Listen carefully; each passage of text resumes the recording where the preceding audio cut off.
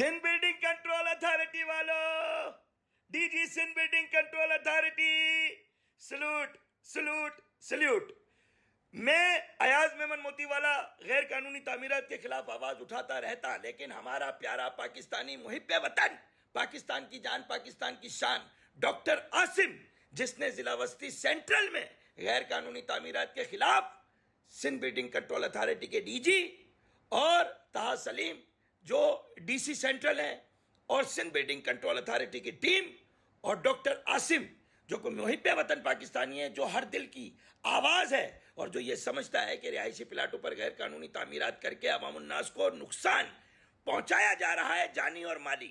तो ऐसे में जो कार्रवाई की जा रही है, तो मैं तो यही कहता था कि भाई अवामुन्नास समझ लो, अब तो एक नया लफ्ज मुतारिफ करा दिया ना। तो सबसे पहले तो मैं DG Sindh building control authority और मुहिब्बे वतन पाकिस्तानियों और DG Sindh building control authority की टीम और डीसी सेंट्रल और डॉक्टर आसिम तहे दिल से मशकूर हूं आपका कि आपने जो इस वक्त कार्रवाई शुरू की है, अवामुन्नास में अवेयरनेस कम से कम आएगी। कि मैं तो चिल्लाता रह गया कि रिहायशी प्लाट पर कमर्शियल पोर्शन नाले के 815 चीफ जस्टिस गुलजार हाई कोर्ट के फैसले, कई इसके ऊपर बातें हैं जो अवामुन्नास को प्रॉपर्टी एक्ट के जरिए भी बताई जा रही थी, लेकिन अवाम फिर भी खरीद रही थी। सबली सेडिट जब तक म्यूटेशन ना हो यूनिट की, 2 नंबर है। रिहायशी प्लाट की एक ही म्यूटेशन होती है। जितने भी प्रोजेक्ट रिहायशी बनते हैं वो अगर आगे जाके टूटेंगे तो म्यूटेशन चुके इदारे में उन्हीं नाम की होगी जिसके नाम का प्लाट था, तो आपकी सबलीज और सेडिट जाया हो जाएगी। तो मैं तो हमेशा कहता था, तो जो भी ये कार्रवाई हो रही है मैं इस पर खराज तहसीन पेश करता हूँ। जाली बिल्डर जो नया लफ्ज मुतारिफ कराया है, मैं इस पर भी सलाम पेश करता हूँ। और as a chairman Karachi Tajir Alliance, मैं इस अमल में गैर कानूनी तामीरात के खिलाफ था, गैर कानूनी तामीरात के खिलाफ हूं और गैर कानूनी और अवामुन्नास से कहूंगा, जब गैर कानूनी तामीरात होती थी तो एसएमएस चला करते थे कि गैर कानूनी तामीरात रुक नहीं रही।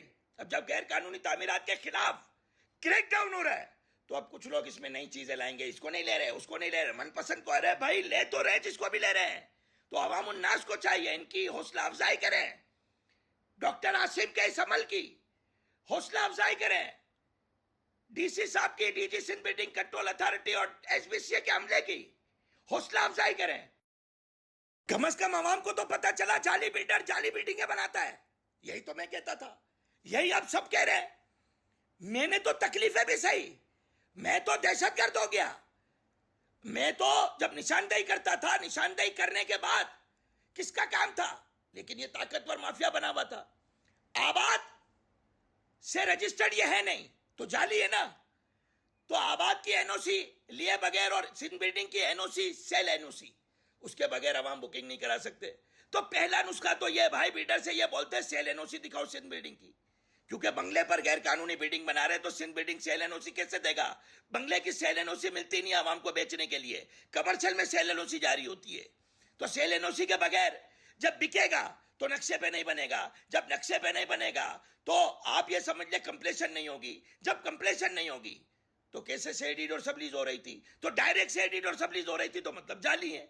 जिसके घर में अभी भी पड़ी हुई है सब जाली है, क्योंकि उस पर आप जाके अपने नाम की म्यूटेशन नहीं करा सकते, रेजिडेंशियल प्लॉट है। तो मैं साथ हूं सिंध बिल्डिंग कंट्रोल अथॉरिटी के डॉक्टर आसिम साहब, मैं आपके साथ हूं। मुझे ये नहीं पता कि कोई क्या सोचता है, मैं जो देख रहा हूं ये अमल अच्छा है, कम से कम आवाम को आगाही हो गई। और जब तक इनका धंधा रुकेगा नहीं, आवाम खरीदेंगे नहीं, तो इनका कला कुमा हो जाएगा।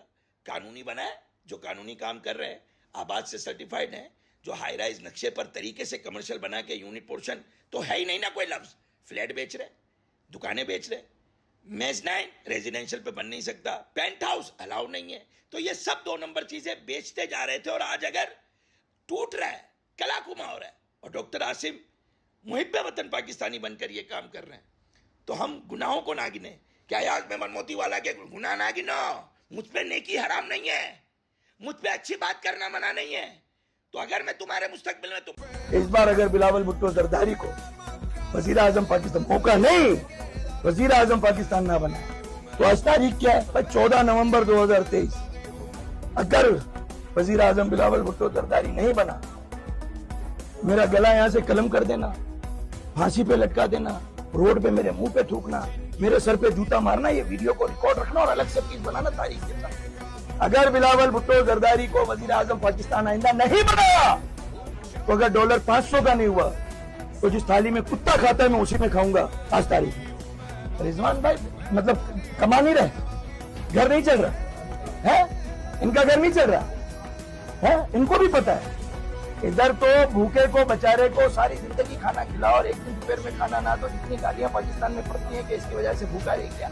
अभी तो इनको पता नहीं, ये मोहब्बत में आगे आ रहे हैं। अगर कुछ नहीं करेंगे, अगर करेंगे तो भी गालियां हैं लेकिन कम, अगर बहुत कुछ अच्छा कर जाएंगे फिर भी तनकीद और गालियां, लेकिन ये अपने जमीर से मुतमईन कि हमने पाकिस्तान की आवाम की पीठ में वोट लेकर के छुरा नहीं दी। तनकीद का तो मेरे पास कोई हल ही नहीं है। मैं गटर का पानी पिया तो भी गालियां, कचरे में बैठा तो भी गालियां, गटर पे बैठा तो भी गालियां। अब हमारे मुकद्दर में ही गालियां हैं, तो अब हम क्या कर सकते हैं? हमको मजा गालियों से आता है भाई, दिए जाओ, हम खिदमत किए जाएंगे। बात तो यह है कि अगर तनकीद और गालियों के डर से, अगर बुराई के डर से आपने वतन से मोहब्बत छोड़ दी, तो यार ट्राई तो कर लो। तो ये ट्राई तो कर रहे हैं और क्या करेंगे? अगर बिजनेसमैन जो कैलकुलेशन का मास्टर है उसे आने का मौका दे। मुकद्दर का मुझे नहीं पता, जिंदा रहा तो कम से कम आजाद भी अगर खड़ा हो गया तो वो भी इस नियत से खड़ा होऊंगा, दरवाजा खटखटा के कहना है मुझ पे भरोसा नहीं करना।